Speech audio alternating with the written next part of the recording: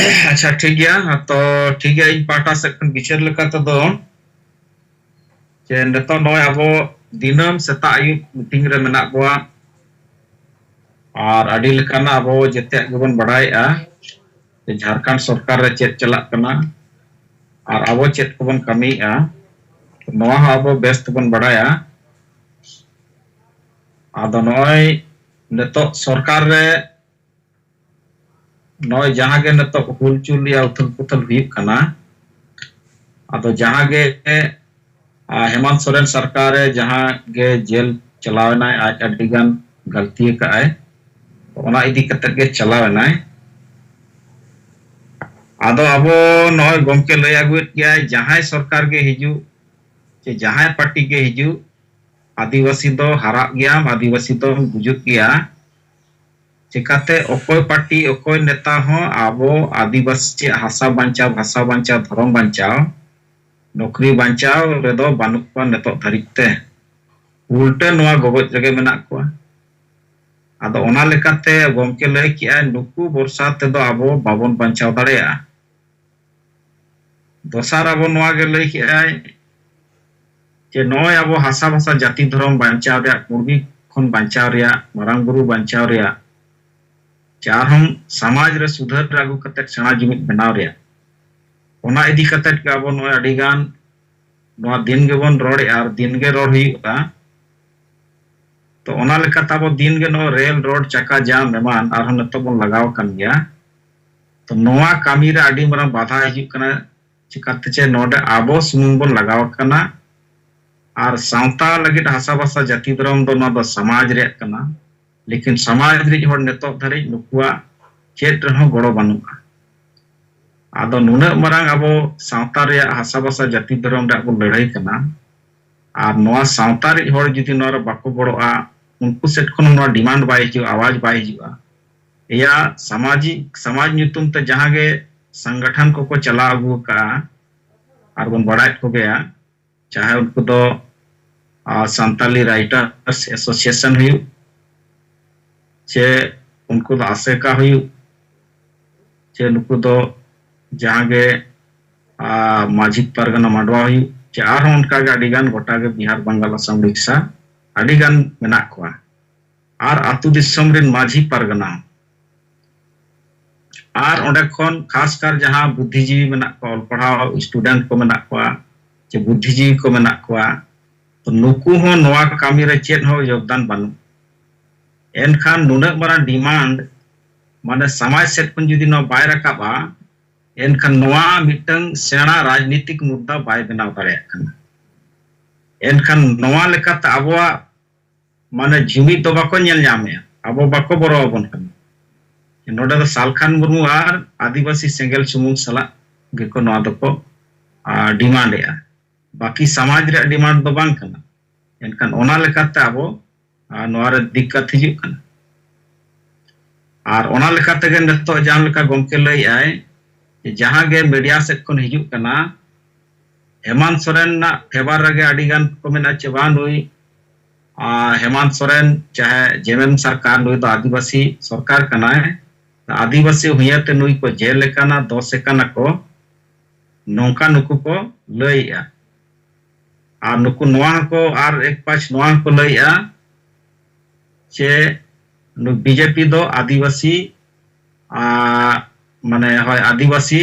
विरोध रे नोय कामी आदो ओना लेकाते नोआ नेल ᱧᱟᱢᱚᱜ कना और नुई दो ठीक गया होना आदिवासी सरकार जेएमएम सरकार लेकिन आबो लेकाते दो सोझे बन नेलआ जे नुई दो आदिवासी फेवर रे दो बाय कामी कना आदिवासी लगी बाय कामी कना आदो ओना लेकाते आबो नोआ गे कथा बो रकाबेआ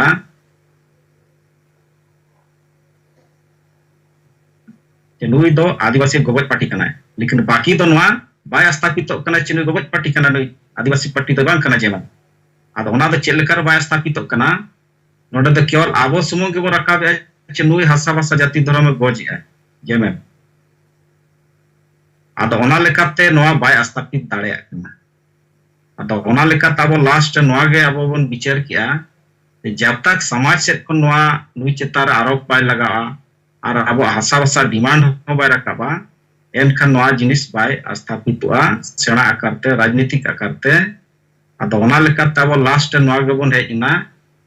जे सरकार हो नोय अब लगातार नोय अल्टीमेटम बन एमाय कना रेल रोड चक्का जाम रे आदो ओनाते बाय गानतो कना नुकु बाको गड़ो कना आदो नेतो लास्ट नोआ गे अब बन हेजना चे आबो जहाय लगित बन कामी कना और उनको बाको गड़ो कना नेतो नुकु पारी अल्टीमेटम बन एमा कोआ जे नोआ हासा भाषा जाति धर्म नोआ दो सेंगेला बांग कना सबखान बांग कना पूरा समाज रे कना आदिवासी समाज चे संथाल समाज रे कना तो नोआ रे आपे पे गड़ो आचे बांग नोय आर हम सेंगेल दो 7 अप्रैल आर हम रेल रोड चक्का जाम चे भारत बंदे को लकाय आदो नोआ चेतार नुकु सबो को हुआ जहां गे नुकु सावता गांव आदिवासी जे आपे नोआ 31 मार्च ते आपे नो हासा भाषा जाति धर्म बांचाव रे पे गड़ो आचे बांग और नो 7 अप्रैल भारत बंद रेल रोड चक्का जाम रे पे गड़ो आचे बांग लई पे आर बांखान दो आले सुमुंग ते दो बाले बचाव दाड़ेया आदो नोआ रे बापे गड़ो माने आपे दुश्मन कना पे आपे गे हासा भाषा जाति धर्म गज रे आपे नंबर 1 दुश्मन लेकाते आपे लेखा न्यामोक कना आदो 31 अप्रैल तापे आसपासटी एम पे नोआ रे पे गड़ो आचे बांग ओना इदी कते नुकु अब अल्टीमेटम आकारते अब नुकु एम तेगे हुआ आ दुश्मन दो नोय अब तला रे मेना को आ दिकु दो उनी दो रेरे जे जकना उनी दो गज में गया लेकिन आबो नितु ते जहां आदिवासी नितुम ते जहां वोट हताव आय सरकार बनाव ए बार बार तो उनी गे हना बंचाव है लेकिन उनी हो गज रे मेना आदो ओना लेका ताबो नतोगा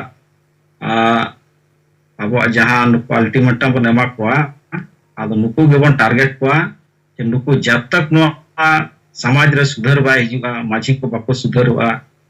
व्यवस्था रे बाय सुधरवा जनतांत्रिकरण बाय हिजुआ अब माझी परगना लेवल रे और नुकु ऑल पढ़ाव हो नोआ चेतार बाको गड़ोआ एनखान नोआ दो नोंका गे अब गुरगे ताहन आदो ओना लेकाते नतोगा अब दो नुकु चेतान रे अब जे टारगेट करते नुकु समाज री हड़ बन लय रकाब को आदो ओना लेकाते अब पेपर माध्यम ते ना पूरा बन रकाबा और अब आतु दिसम रे चला कते माझी को सला न्यापाम कते नुकु हो सफा सफी कुली हुईगा नुकु हो मौखिक अल्टीमेटम हुईगा चाहे ऑल कते नुकु हो सफा सफी मेता को आपे नो केवल खाली बापला भांडान लगे लगाव बापला भांडान दो सेदाय खन मेना तेहेन मेना गपा हो चला लेकिन हासा भाषा में नोय चाबा कना कुर्बी नोय महतो आदिवासी को बनाल खन चेत हो बाय सरेजवा और धर्म सामना धर्म हो बाय नाम लेन खान जेते आदिवासी को गमके दिन गे मेने आय जेते आदिवासी को क्रिश्चियन ईसाई हिंदू एनखान गपा जाहिर हो कर बचा माझी हो कर बचा और जेते सनम चाबा तो ओना इदी कता पे लय पे नो गड़ो आचे बांग आदो ओना लेका ताबो नुकु हो व्यक्तिगत रूप ते हो चलाव कते आबो बन नुकु सला गलमरावा लेकिन नंबर 1 आबो पेपर माध्यम ते नो बन हाइलाइटा जे नुकु समाज हर संगठन अब नोर पे गड़ो आचे बांग निना 31 मार्च ता पे लय पे मा आदो नोआ गोटा पासनाव लेन खान नो आडिगान मीडिया रे हो चला आडिगान समाज री हर को पढ़ावा तो नोआ लेकाते एनखान अब स्थापित मिटन मारंग नोआ मुद्दा लेकाते रकब दड़ेया आदो ओना लेकाते ठीक गया इन पाटा से खंद निये गे आदो नोआ लगित मा अब बन सपड़ा आ नोआ लेकाते बिहार बंगाल असम उड़ीसा अरे जहां गे मेन लीडर को अब बन गलमराव का जे नोआ अब काल का बन सपड़ावा ओना ड्राफ्टिंग कते बन आगुमा और ओना ठौके कते ओना अब ऑल बन हवा और ओंडे खन फिर अब हैंडबिल आकार ते होना बन प्रचाररा और अडी लकाना अब माध्यम ते नोआ नुकु चेतार अब हमला हुईबा और ठीक गया इन पाटा से खन दो नित जोखा दो निंका गे तो मा सनम को जोहार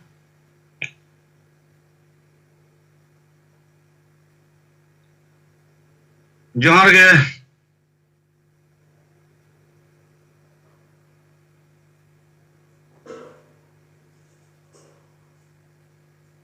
जोहार गे गौंके हाँ जोहार गे हाँ कमल चंद्र मांडी आजमक ना Singgala jumlah jahatina abo neta ko kormi ko kajkorta ko bon jora kan sanam disom ren Nepal Bhutan Bangladesh ren ho nuko ᱤᱧ ᱯᱟᱥᱴᱟ ᱥᱮᱫ ᱠᱷᱚᱱ ᱟᱹᱰᱤ ᱟᱹᱰᱤ ᱥᱟᱨᱦᱟᱣ ᱟᱨ ᱜᱚᱰ ᱡᱚᱦᱟᱨ ᱥᱟᱶᱛᱮ ᱟᱵᱚ ᱯᱟᱹᱨᱥᱤ ᱡᱤᱛᱠᱟᱹᱨ ᱡᱮᱜᱮᱫ ᱵᱚᱸᱜᱟ ᱥᱟᱞᱠᱷᱟᱱ ᱢᱩᱨᱢᱩ ᱟᱨ ᱩᱱᱠᱩᱨᱮᱱ ᱯᱚᱨᱤᱵᱟᱨ ᱤᱧ ᱯᱟᱥᱴᱟ ᱥᱮᱫ ᱠᱷᱚᱱ ᱟᱹᱰᱤ ᱥᱟᱭ ᱥᱟᱭ ᱜᱩᱱ ᱢᱟᱱᱟᱣ ᱡᱚᱦᱟᱨ ᱤᱧ ᱠᱚᱢᱚᱞ ᱪᱚନ୍ଦ୍ᱨᱚ ᱢᱟᱱᱰᱤ ᱨᱮᱱ ᱯᱨᱮᱥᱤᱰᱮন্ট ᱠᱳᱞᱠᱟᱛᱟ ᱟᱫᱚ ᱱᱤᱛᱚᱜ ᱤᱧᱟᱹᱜ ᱟᱛᱳ ᱫᱤᱥᱚᱢᱤᱧ ᱦᱮᱡ ᱟᱠᱟᱱᱟ ᱤᱧᱟᱹᱜ ᱟᱛᱳ ᱫᱤᱥᱚᱢ ᱫᱚ ᱦᱩᱭᱩᱜ ᱠᱟᱱᱟ ᱚᱱᱫᱟ ᱵᱞᱚᱠ ᱨᱮᱱ ᱢᱤᱫᱴᱟᱝ ᱥᱮᱸᱜᱮᱞ ᱵᱤᱰᱤᱭᱳ ᱞᱮᱠᱟᱛᱮ ᱫᱟᱭᱤᱛᱛᱚ ᱨᱮ ᱢᱮᱱᱟᱜ ᱠᱟᱫᱤᱧᱟ ᱱᱚᱣᱟ ᱱᱚᱰᱮ ᱫᱟᱭᱤᱛᱛᱚ ᱨᱮ ᱦᱮᱡ ᱠᱟᱛᱮ ᱛᱮᱦᱮᱧ 2 ᱫᱤᱱᱤᱧ ᱦᱮᱡ ᱮᱱᱟ 2 ᱫᱤᱱ ᱦᱩᱭ ᱠᱟᱛᱮ ᱤᱧ ᱱᱚᱣᱟ ᱫᱷᱟᱨᱮ ᱯᱟᱥᱮᱧ ᱫᱟᱬᱟ ᱠᱮᱫᱟ ᱟᱫᱚ ᱱᱚᱣᱟ ᱨᱮ ᱢᱤᱫᱴᱟᱝ ᱯᱮᱭᱟ ᱟᱛᱳᱧ ᱪᱟᱞᱟᱣ ᱞᱮᱱᱟ ᱯᱮᱭᱟ ᱟᱛᱳ ᱨᱮᱱ ᱦᱚᱲ ᱴᱷᱤᱠ ᱴᱷᱟᱠ ᱵᱟᱹᱧ ᱡᱚᱴᱟᱣ ᱫᱟᱲᱮᱭᱟᱜ ᱠᱚᱣᱟ ᱮᱱᱛᱮ ᱨᱮᱦᱚᱸ ᱩᱱᱠᱩ ᱥᱟᱶ ᱜᱟᱞᱢᱟᱨᱟw ᱦᱩᱭᱱᱟ ᱛᱚ ᱢᱤᱫᱴᱟᱝ ᱟᱛᱳ ᱨᱮᱱ ᱫᱚ ᱚᱸᱰᱮ ᱧᱟᱯᱟᱢ ᱦᱩᱭ ᱞᱮᱱᱟ ᱤᱧ ᱟᱛᱳ ᱨᱮ ᱢᱤᱫᱴᱟᱝ ᱴᱟᱣᱟᱨ ᱢᱮᱱᱟᱭᱟ ᱞᱚᱠᱠᱷᱤ ᱠᱟᱱᱛᱚ ᱢᱩᱨᱢᱩ ᱩᱱᱤ ᱟᱛᱮᱧ ᱪᱟᱞᱟᱣ ᱞᱮᱱᱟ ᱯᱟᱥ ᱨᱮᱱᱟᱜ ᱟᱛᱳ ᱨᱮ ᱛᱚ ᱚᱱᱟ ᱟᱛᱳ ᱨᱮ ᱟᱹᱞᱤᱧ ᱚᱸᱰᱮ ᱢᱟᱺᱡᱷᱤ ᱞᱟᱦᱟᱛᱮᱧ ᱞᱟᱹᱭ ᱦᱚᱴᱚᱭ ᱛᱟᱦᱮᱸᱫ ᱦᱚᱞᱟᱧ ᱞᱟᱹᱭ ᱦᱚᱴᱚᱭ ᱛᱟᱦᱮᱸᱫ ᱜᱟᱯᱟᱧ ᱦᱤᱡᱩᱜᱼᱟ ᱟᱢᱟᱜ ᱟᱛᱳ ᱛᱮ ᱟᱢᱮᱢ ᱛᱟᱦᱮᱱᱟ ᱟᱫᱚ ᱛᱮᱦᱮᱧ ᱪᱟᱞᱟᱣ ᱦᱩᱭᱱᱟ ᱩᱱᱤ ᱴᱟᱣᱟᱨ ᱤᱫᱤ ᱠᱟᱛᱮ ᱛᱚ ᱩᱱᱤ ᱢᱟᱺᱡᱷᱤ ᱫᱚ ᱢᱟ ᱵᱟᱹᱧ ᱧᱟᱢ ᱞᱮᱫᱮ ᱱᱩᱠᱩ ᱫᱚ ᱢᱟᱨᱮ ᱰᱟᱦᱟᱨ ᱨᱮᱱ ᱦᱚᱲ ᱞᱮᱠᱟᱱ ᱦᱚᱲ ᱱᱩᱠᱩ ᱠᱚ ᱦᱟᱱᱛᱮ ᱱᱟᱛᱮ ᱠᱚ ᱪᱟᱞᱟᱜᱼᱟ ᱟᱹᱭᱩᱵ ᱠᱷᱟᱱ ᱜᱮ ᱵᱩᱞᱩᱜ ᱦᱚᱲ ᱥᱮᱫ ᱠᱚ ᱛᱟᱦᱮᱱᱟ ᱡᱟᱭᱦᱳᱠ ᱢᱟᱺᱡᱷᱤᱭᱟᱜ ᱟᱛᱳᱧ ᱡᱚᱠᱷᱚᱱ ᱪᱟᱞᱟᱜ ᱠᱟᱱᱟ ᱢᱟᱺᱡᱷᱤ ᱫᱚ ᱟᱜᱮ ᱡᱟᱱᱟᱣ ᱦᱩᱭᱩᱜ ᱛᱤᱧᱟ ᱢᱟᱺᱡᱷᱤ ᱡᱟᱱᱟᱣ ᱠᱟᱛᱮ ᱚᱱᱟ ᱟᱛᱳ ᱨᱮ ᱜᱟᱞᱢᱟᱨᱟᱣ ᱫᱚᱨᱠᱟᱨᱤᱧ ᱠᱟᱱᱟ ᱛᱟᱦᱞᱮ ᱢᱟᱺᱡᱷᱤ ᱫᱚ ᱟᱜᱮᱧ ᱡᱟᱱᱟᱣᱮᱭᱟ ᱢᱟᱺᱡᱷᱤ ᱡᱟᱱᱟᱣ ᱠᱟᱛᱮ ᱚᱸᱰᱮᱱ ᱠᱚ ᱜᱩᱱᱤ ᱜᱩᱱᱤ ᱤᱧ ᱦᱚᱦᱚ ᱡᱟᱣᱨᱟ ᱠᱮᱫ ᱠᱚᱣᱟ ᱟᱹᱞᱤᱧ 2 ᱦᱚᱲ ᱛᱮᱜᱮᱞᱤᱧ ᱦᱚᱦᱚ ᱡᱟᱣᱨᱟ ᱠᱮᱫ ᱠᱚᱣᱟ ᱦᱚᱦᱚ ᱡᱟᱣᱨᱟ ᱠᱟᱛᱮ ᱠᱚ ᱡᱟᱣᱨᱟᱭᱮᱱᱟ ᱟᱠᱚ 11টি ᱚᱲᱟᱜ ᱢᱮᱱᱟᱜ ᱛᱟᱠᱚᱣᱟ ᱢᱟᱱᱮ 11টি পরিবার 11টি পরিবার রে 10 জন ko jawra lena ar 10 জন ko jawra lena nuko 10 জন talare metang bicharing doho keda je abwa sengel obhijana jaha bichar mena mane gogoj dahar ar banchaw dahar nwa bara jaha dahar mena ona adi pushtaw sahi lay akwa abo dhorom babon nyam lekhan babon nyam lekhan aboren hor mid te isay ako Hindu ako Muslim ako arho jaha kore menak ko onka ge jemon isay sur kore jaha hor menak ko unko isay se ko chala Hindu elaka re jaha hor menak ko Hindu se ko chala Christian elaka re jaha hor menak ko Christian se ko chala onka ge Buddha dhorom jaha se menak ko unko Buddha dhorom ko chala join disom Punjab re abore santal ko tana unko join ko se ko chala ko nungka ge sanam disoma metang idi kate meta ko ono sanam disoma jon Madhya Pradesh nungka na metang udaharon kate ma pa abwa state kore abore santal ko menak ko nungka ko meta ko ta onte ko goyon chaba tabona tale onte jodi ko goyon chaba atki chaba tale abwa dhorom chaba tale abu bon chaba muchur na ado noa muchur lenkhan muchur abon তাহলে আদো আবুয়া মেটাং মাঝি হয় আপে আতো 10 অড়াগ দে মেটাং মাঝি মেনা তাপেয়া তাহলে নোয়া মাঝি আতো দ মেটাং নডে নোয়া এলাকা দ কনা হিন্দু ধর্মা এলাকা কানা তাহলে নডে মেটাং মন্দির কো বেনা আর মন্দির কো বেনাও লেখান উনকো মেটাং বঙ্গা কো বেনায়া আদো অন্ডে আবু গড ঝর হয়ে তাবনা আদো নোয়া কি আপে পে খজক কানা সে নোয়া পে চই কানা সে আপে বাঞ্চাও लगit पे जो करना बांग्ला चाहिए करना मनते अब जहाँ धर्म ना उना बन बांचाव दोया अब संस्कृति बन बांचाव दोया अदो उना को मेन दो बांग गोंके नोआ दो मा दो बड़ी से के चला तले जो बड़ी से चला खान तले बांचाव ले पे मेन दा से गुजो ले पलेदा अनु बांग बांचाव दो लगा गे उनका के भाषा इदी कते रोड़ा को झारखंड रे भाषा तेना अबुआ दिसम कना गार कना ओडना हासा चला कना भाषा चला कना ओना दिसम रे बाय भाषा बाय स्वीकृत बाय एमदा बांको चलाव कना ताले नितो आबो नोडे नोआ एलाका रे आबो बांग्ला तको पढ़ा कना ताले बांग्ला तको पढ़ा कान खान नुकुआ दो बांग्ला तेगे झोतो को सेड़ायदा और बांग्ला ते को सेड़ायदा एराखान बांग्ला ते जखन ताले आदो ओंडे तो आबो भाषा तको हिड़िन चाबाय और ओंडे तो को अखरिन चाबा तो आबो नितो रे आपे मेटांग नेल पे नितो आबो भाषा चितान रे आबोरन जहां आबो भाषा मेना मारंग बा हुडिंग बा तला बा साजो बा मा बनवा दो को हबा को रोड दा उनका गे मारंग आयो तला आयो साजो आयो हुडिंग आयो नो हतो बनु चाबा कना नो इलाका रे नेलो कना अदि बांग्ला तक रोड कना मासी पिसी हां ओकारे जेठा जेठी काकी काकी मा को रोड कना अदो नो दो का से बन चला कना त नो तो गोयन चला कना बन अदो मेना तले नो हा बांचा लगा बना तले नो बांचा रे चे बन चिकेया ना मा बिचिरो पे आपे आदो पे बांचावा से पे बांचा आदो को हाँ बांचा लगा आदो मेना तले आदो आदि मिता कन तले चेर बन चिके मा ले पे आपे की आपे ठन गी पोसनो इन दोयदा चिके तो बन बांचा आदो गोमके आले तो उन दो बाले बुझा और नितो तो देखो सोजे सोजे अब नुकु जहां गे सावता रिन हड़ मेना को सावता गावता या नुतुम तो चला नुकु गे टारगेट कते अब नितो लड़ाई हुआ या आर्गुमेंट हुआ और नुकु जब तक ना बात को सोजे माने नवा दो अड्डी गे दिक्कता तो ना दिक्कत अब नितो तो सोजे नुकु चेतान रे सवाल रखा हुआ रोड हुआ ऑल आकारते रोड आकारते तो जेते लकते गे अब ना समांग हुआ अदो ना इदी कते मा बन सपोर्ट हां कमल चंद्र मंडली मा नाचा गंगे नितो आजमो कना हाय हाय आमा दूसरा कटाव बोले ना हाँ हाँ अच्छा तो पाले ना आदो गंगे बढ़ती बेसी बाइन लोड़ा आदो खाटो जो तीन रोड तबना आरो टाइम मिटा को रोड तबना आदो उन्ना को जखन को आको सनामा ती को हैश करके दा अब भाषा इदी कते अब सांस्कृतिक इदी कते अब धर्म इदी कते जतो सनामा गिन बुझा को अडी विस्तार भाबते माने प्राय 2 घंटा गान नोंडे दुड़ होइना ये तारपरे आदम ने तो गड़ो लखन ले के मा तले आपे नोंडे अकोय पे तहन कना आपे गोटा पे उनिया यूतुम देन इमन पे इन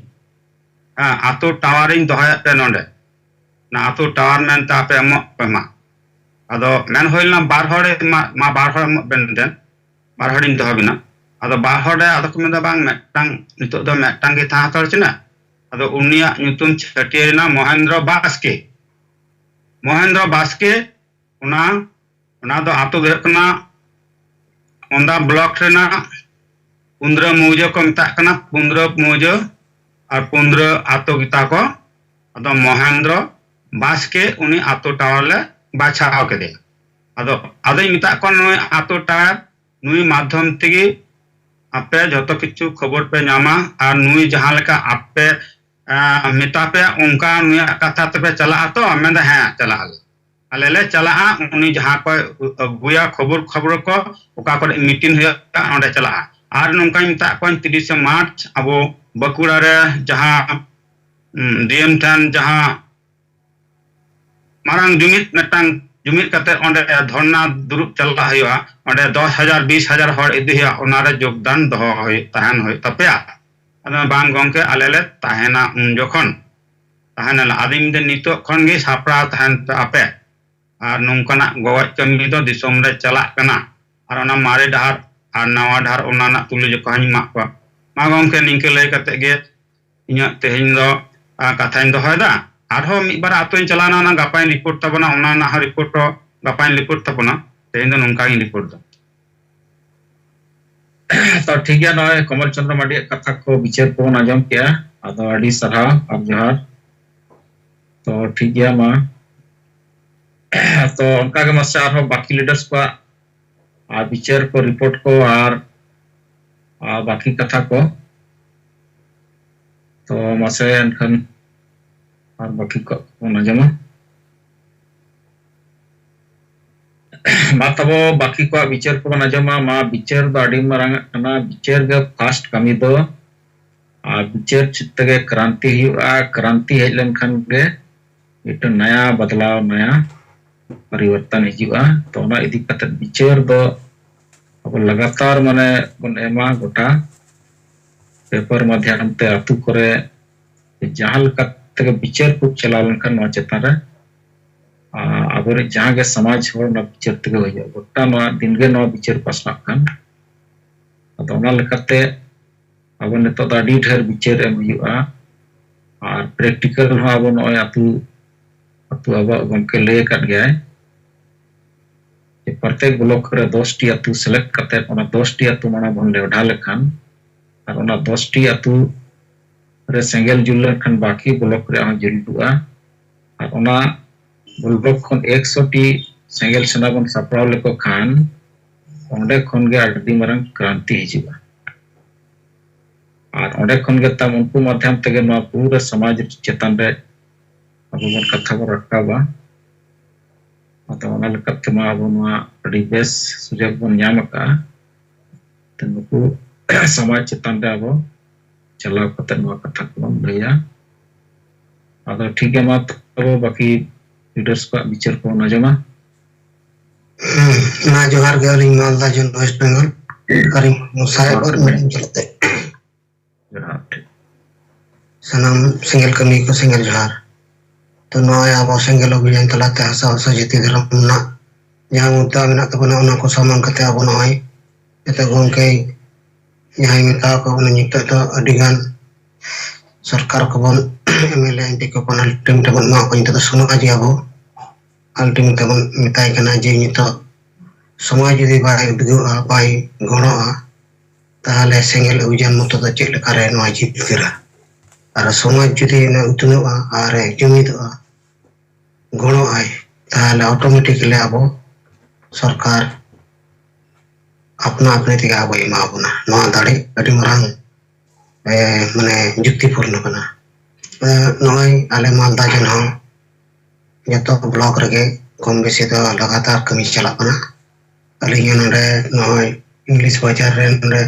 यहाँ तो कुमना जोड़ा तोला ओंडे नि जहां कुंटी ने उनी सुनी जोगाजोग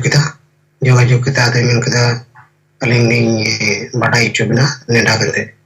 और नि लारे बार पे दिन लादना साहब को चले ओंडे लिंगल मरा चलदा ओंडे हो बेस नपाय जुमिदारी को कुरुमुटुइदा बना लगिते और ने तो जहां तिना अबो नय उनियाले कान गया झारखंड अबो इन बरो कना नवा कार्ड कान तबना नोने सरकार अडिगान अबो हेमंत सोरेन जखन तहे कना उन समय अबो हसा हसा जति धर्म नवा बंचाव लगे सपना धर्म कोड कलम लगे तारपर नय भाषा लगुई लगिते अडिगान अबो कथा बन समान कथा पेपर्स कते तो जाय हो उनी अडी कम अबो चेंगा चेता लगे उनी समय रे अपनी वक्त रे मुर्दाबाद और नय बम नवा को बम कराव खाय आले आशा भाषा इते धरम बम मजा काम गति खय छोड़ो और नवा को इते रहना बिचार बाय दर देन दा अपना अपने के नया आया जमीन घाटा लेते नंकाई मुर्दाबाद ना आया बहुत खय ठीक है अदन आई जम पैसरन को शपथ को हता जो गया 5 तारीख रे उनिया यहाँ वोट ना परमना ते ना कोई ये चोट का लगाते तिनकान को गणो पाई कना ना लगते ठीक है अदो नय अब नित तो सरकार मा बाय गणो बन खान गया मखाय नो आदिवासी नो स्टेट कना झारखंड खय गनो तो जतो अब बन नाम गया और ओना साउते अब गोटा भारत रे जतो आदिवासी को पार जुमिपा तो जहां तिना उनका बाय बिचार लेता नित दा अब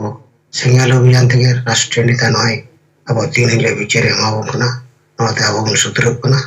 और अब नय बन कुरुमुटुइदा तो आले मालदा जन कुरुमुटु रे नांदा और जुमी दो नाले चेष्टाइदा और कोनोक्ति होइबा नोआ अब टारगेट ना ओना लगते अब नोआ ना कोरोना मोरा दुआटाई नोआ सपोर्ट करते अब नय 3 हिलो बन कमिदा और मिटा खबर अलिंग 3 तारीख कना अलिंग ओना 1000 टाका मिलिटी मुरुमा काउंसलिंग पठाव केदा तो नोय अब सनामाते माने टाका पैसा थे गण रे अब बन थेना कारण सामान रे अडी तो कमी मेना तबना जाय बाहु नि को कथा में के दिलिंग चेता ᱢᱟᱫᱚᱲᱟᱛᱮ ᱥᱟᱱᱟᱢ ᱠᱚ ᱡᱚᱦᱟᱨ।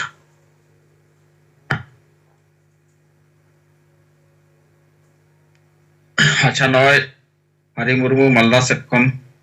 अजा बिचार को बन आजम के रिपोर्ट को अड़ी सराव तो हरि मुर्मू आम ना फरवरी रे भेजा का फरवरी रे हेलो हाँ फरवरी रे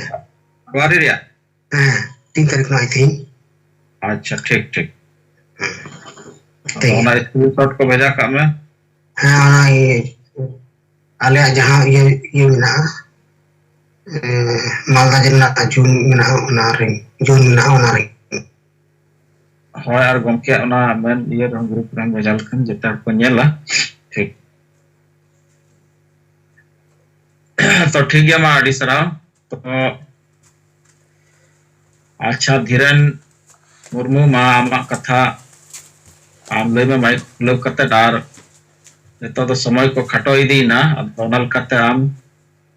माने पॉइंट चेता रगेम रोड लखन ठीक है अद मा आमा कथा बन आजम मा जोहर गे आलिंग बागमुनी ब्लॉक सिंगल परगना धीरेन मुर्मू तीन जून रे सेलेद अकन अबी जीवित बंगा दिसुम गमके पार्सी जितकेरिया मनोतान सलकान मुर्मू और ओना साथे जहरायो सुमित्रा मुर्मू और ओना साथे मोड़े पुनतरेन जे एआई पुनतरेन सेलेद अकन जतो कोगे आलिंग वाटासन पुना सारहाव और गुणमान सिंगल जोहर चाल करते आलिंग रिपोर्टिंग लेकर तो हां वाली लेया तीन आले बागमुंडी ब्लॉक अंचल कमिटी पाता ठन कोना तीन ले एमटन गालोस ताहलेना नोआ दो आले 2023 और 2024 आरु फेरा तो नोआ दो आलिंग बागमुंडी ब्लॉक सिंगल प्रेसिडेंट मनोकान रामपदो सोरेन गंके और ओना साथे आलिंग सिंगल परगना धीरेन मुर्मू तीन आलिंग नो बागमुंडी ब्लॉक पाता सेन कोना मिटन ना डू एंड डाई कारोबार मारो इदी के तीन ले आलोचना केदा आदो तीन जखन आलिंग नोआ के थिलिंग मेता वा तीन अबो तो गुजु दहार रेगे बोना तीन एटा संगठन दो तुमी को रोड़ा आदो को रोड खान दो तीन उनको अब विचार और आबोरेन जीवित बुंगा हा विचार चेक केनो तीन उनको दो सब समय हो खोजो करा तीन आबोरेन दो आदिरेन पर कना बोन आबो दो तीन आदि दिन दो चेदा बोन भेगा कना चीगी कोना दो बोन पेटोंगेदा आदो ओंडेगे आलिलिंग मेता को जखन तिबेना आबो दो तीन आदिवासी मानमी दो जखन प्रथम दो आलिंग मिटन वैज्ञानिक लेकाते नो कथा लिंग जोड़ा को चेदा से आबो दो आफ्रिकारेन होड़ कना बोन जखन तिबेना आबो आफ्रिका खना बोन हेजना आबो मिटन भारत वर्ष भूखंड रे ओना खंड दो आबोना कान तबोना सीएनटी एक्ट और एसपीटी एक्ट तो ओना जायगा रे बोन हे एकरा तीन उन रे दो धर्म होबाय ताहलेन तबोना उन रे दो होइतिना जाति ताहलेन ताबोन रे तबे उन रे दो तीन आबो जाति सत्ता लेकर तो होइतो चिना आबोना उपरुम ताहेलेना तबे तीन नित धाबिते जाति सत्ता मेना ताबोन रहो नितुम धाबिते कोनो जाति ना कोनो स्वीकृति और कोनो आबोना प्रमाण आदो ओना लेकाते तीन जुदी आबो तीन वैज्ञानिक ते और संविधान आधार ते जुदी बाबन तारामा जीवित बुंगा निर्देश लेकाते जुदी आबो बाबन बुझा तखन आबो तो बुन गए तो जखन नोआ कथा को आलेली रोड केदा आदो ओंडे होइतो आले मोटामुटी प्राय मोटा 40-50 जन ले ताहलेन ना ओना आलेली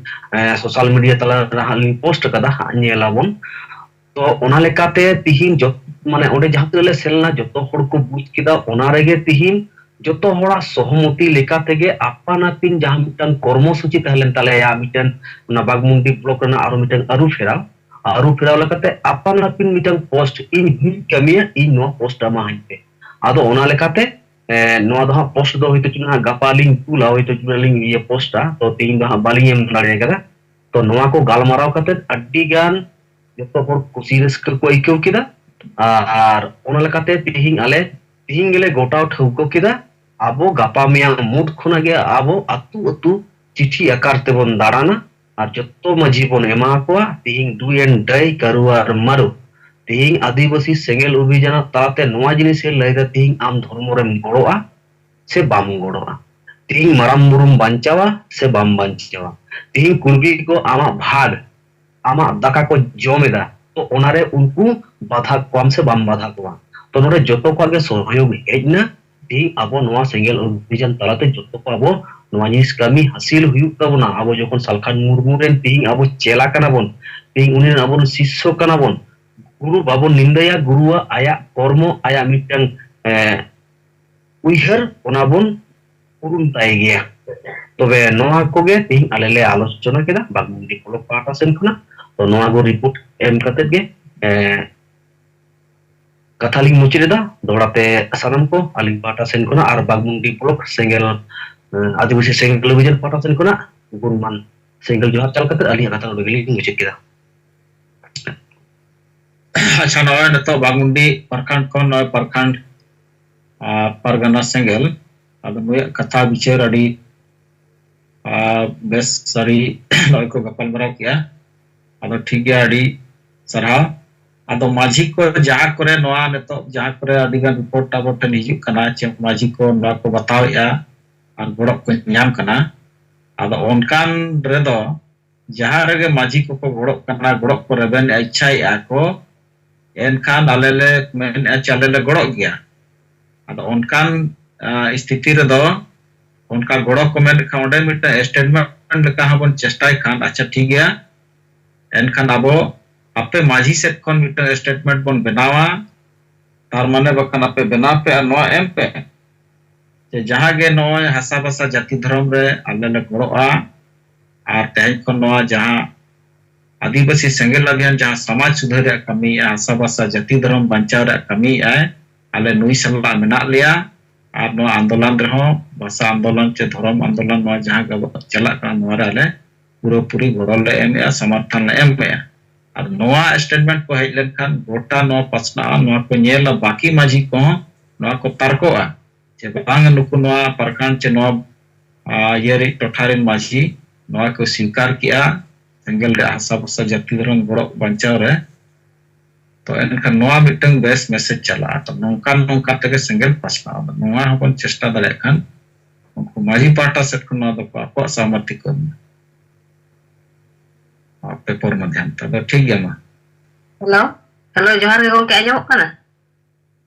हां आजमक kana जोहार गे खाटो माछा रिपोर्ट उनी दा सिंगर जुम रे जोड़ाव kan aboran jit bunga parsi jit keri di sombong ko dapan mo साथ madam aboran jairayal kamena sumitra mormu aja ge bo जोड़ाव kan ai ponat khon single ulguri ko sanam ko galim pasta sen khon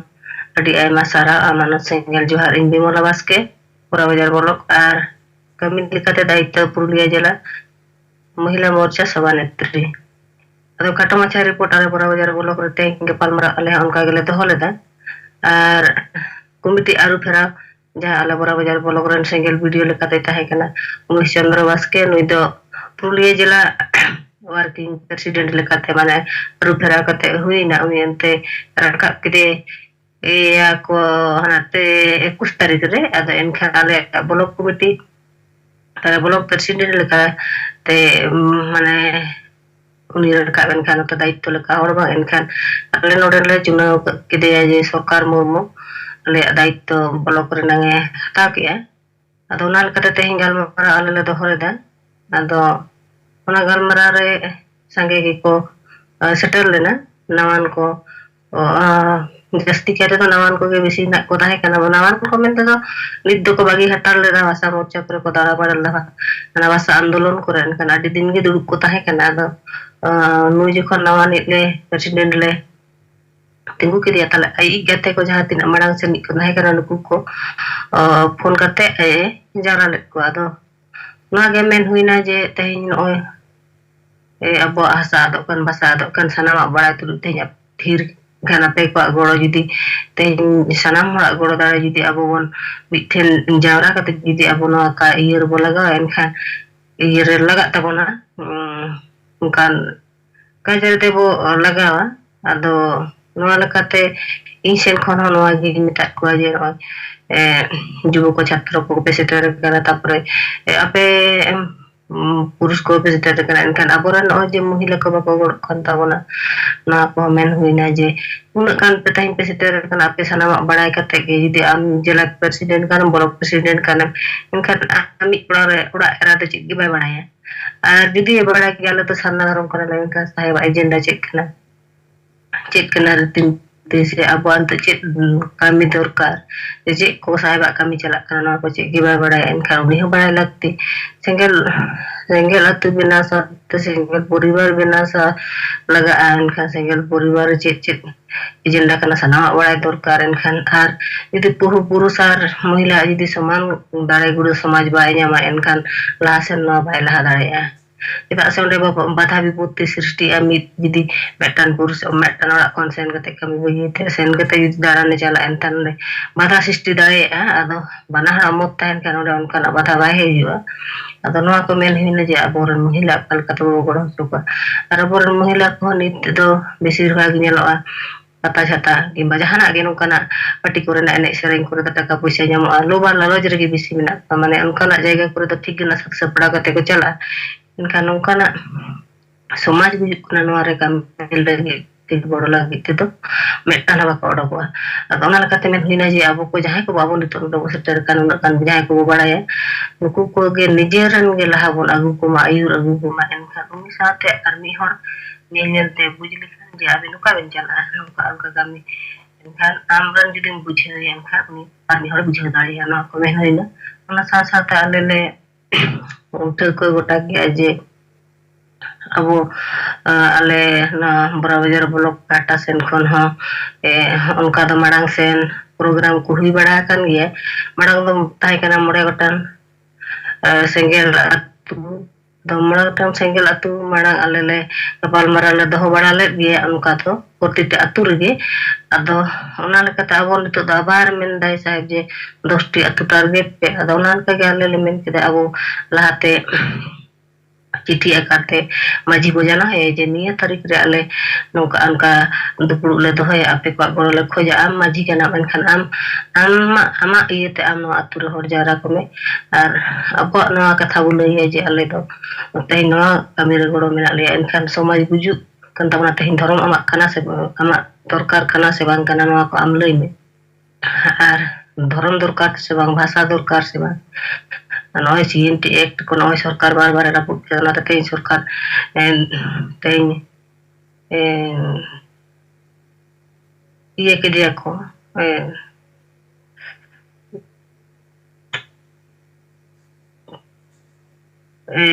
नॉय को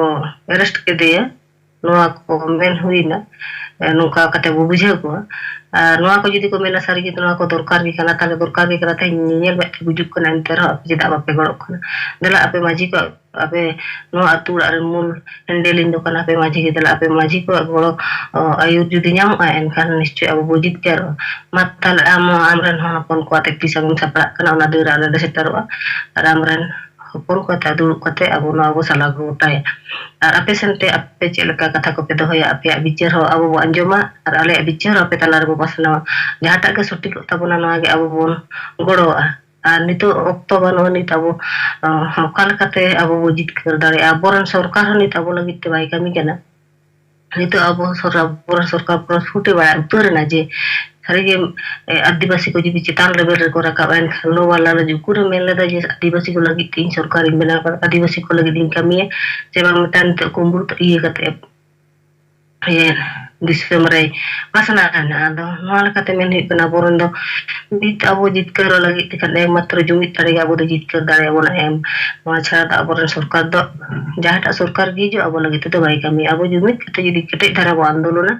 इनखान अब निश्चय सरकार आंबो एमा हाबुन no को main हुइना no सा सा ताले रे तेंगे टका कोले कलेक्शन किदा आर हमका ते दोन हा गपा मियांग ते पम्पलेट कोले ओडोका आर पम्पलेट साथे माझी को आते चिट्ठी को एम करते आर ओना अतुर देवाल लिखन साथे पम्पलेट आकारते सनामा संगे करते आर ओना अतुर रे दुपुले तो हेना को आले गोटा के आदो आर नो हले गोटा के जे तेंगे कमिटी बेरे नंग ताहे कना महिला को कमिटी हमें ताना गठन बन एनखान संगे धरा महिला को बाको सेटल खातिर तेन दो बांग हुइले ना मेनखान नेक्स्ट आरो मिटी प्रोग्राम रे सपड़ा को आगे पामेंगे मेनखान ना प्रोग्राम रे आले कमिटी को लबरेदा आर इने बादे के आले दो इले अतु दुपुले dohoya ar jahan gongke jahan ite pan poisa अच्छा ये बिमला बसके दो चेक डिस्कस हुई ना कटोतम बड़ी दिल कट्ठी का समय तो बड़ी हुई दी gongke kata tadi ar jahan nit jahan pan poisa jahan abo uchanan tabo kona je oka jaga khon bako emaka ado onka leka ale to November mas khonar to regular gele em di da November December ado undo registration hoyto register ba khatar bang rakab kan tahen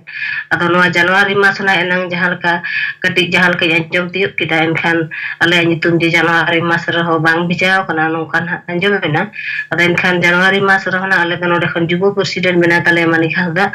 ado nuya iya tege ale mane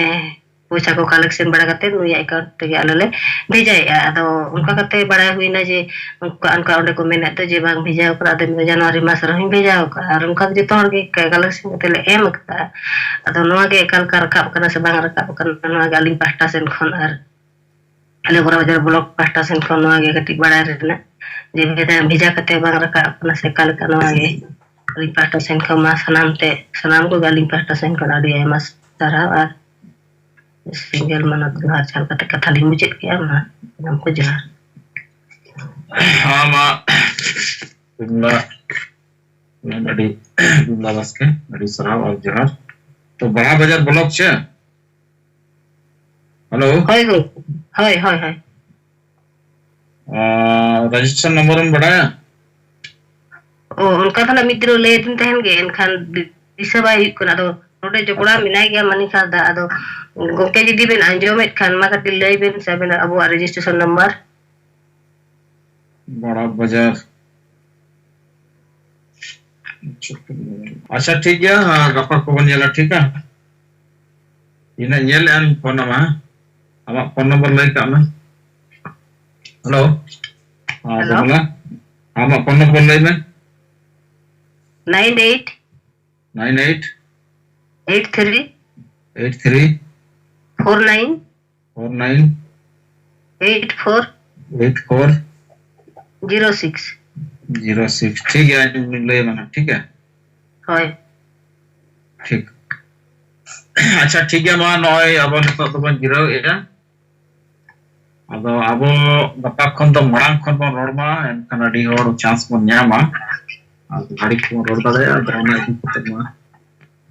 तो बन मुचेद अब N Jumit बाके my speed दाराñ पढ़ाव या और normal मुचेद 5 minute